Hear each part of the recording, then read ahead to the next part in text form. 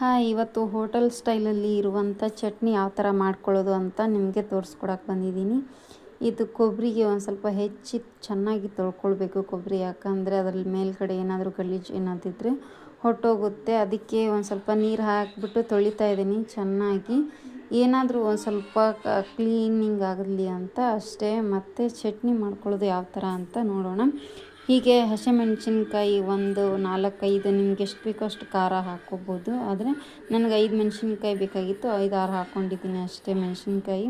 ಇದನ್ನು ಒಂದು ಸ್ವಲ್ಪ ಆಯಿಲ್ ಹಾಕಿಬಿಟ್ಟು ಹುರ್ಕೊಳ್ಬೇಕು, ಚೆನ್ನಾಗಿ ಹುರ್ಕೊಂಡ್ರೆ ಟೇಸ್ಟ್ ಬರೋದು.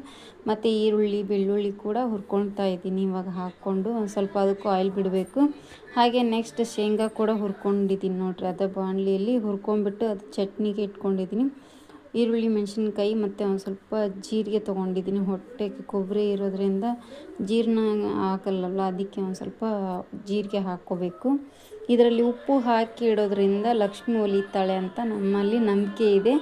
ಆ ನಂಬಿಕೆಯ ಸಂಬಂಧ ನಾವು ಹಾಕ್ಕೊಂಡು ಇಟ್ಕೊಂಡಿದ್ವಿ. ಹಾಗೆ ರುಚಿಗೆ ತಕ್ಕಷ್ಟು ಉಪ್ಪು ಮತ್ತು ಹುಣಸೆಹಣ್ಣು ಹಾಕ್ತಾಯಿದ್ದೀನಿ, ಯಾಕಂದರೆ ನೀವು ಎಷ್ಟೋ ಚಟ್ನಿ ಇಟ್ಟರು ಅಳಿಸೋದೇ ಇಲ್ಲ, ಅದಕ್ಕಾಗಿ ಹಾಕ್ಕೊಂಡಿದ್ದೀನಿ. ಅಲ್ಲೇ ನಾನು ನಿನ್ನೆನೇ ಎಲ್ಲ ನೆನೆಸಿಟ್ಬಿಟ್ಟು ಮಿಕ್ಸಿಗೆಲ್ಲ ಹಾಕ್ಕೊಂಡು ಇಟ್ಕೊಂಡಿದ್ದೀನಿ. ದೋಸೆ ಹಿಟ್ಟು ರೆಡಿಯಾಗಿದೆ ಆಲ್ರೆಡಿ.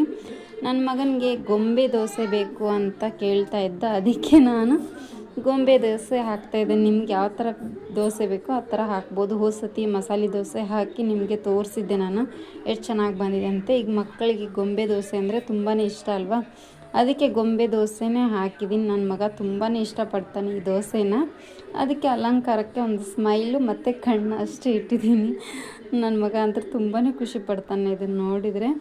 ಹಾಗೆ ನಿಮ್ಮ ಮನೆಯಲ್ಲಿ ಲಂಚ್ ಬ್ರೇಕ್ ಏನು ಮಾಡ್ತಿದ್ದೀರಾ ಅಂತ ಕಮೆಂಟ್ ಮಾಡಿ. ಹಾಗೆ ನನ್ನ ಮಗನಿಗೆ ತಿನ್ನಿಸ್ತಿದ್ದೀನಿ, ಹೇಗಿದೆ ಅಂತ ಹೇಳ್ತಾನೆ ನೋಡಿ. ಹಾಗೆ ಸಬ್ಸ್ಕ್ರೈಬ್ ಮಾಡಿ ಈ ಚಾನಲನ್ನು. Thank you for watching, keep support.